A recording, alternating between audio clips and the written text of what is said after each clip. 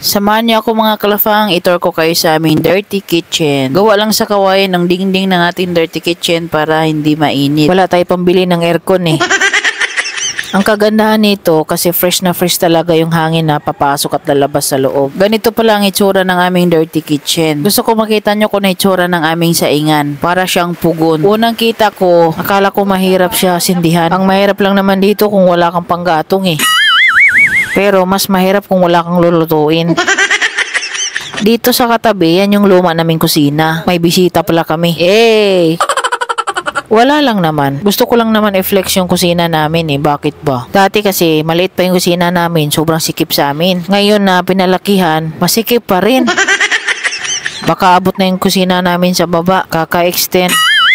Kapag ganito kadami yung panggatong mo, gaganahan ka talaga magluto. Kahit maglaga ka pa ng buong baka dyan, talo pa yung pressure cooker nyo dyan. 4 na lutuan na pala ang ginawa dyan, para kahit sabay-sabay yung lulutuin mo ay mabilis lang. Ang ikinaganda nito, kapag sumindi na yung kahoy, tuloy-tuloy na yung apoy nito. Hindi kasi siya napapasukan ng hangin. What?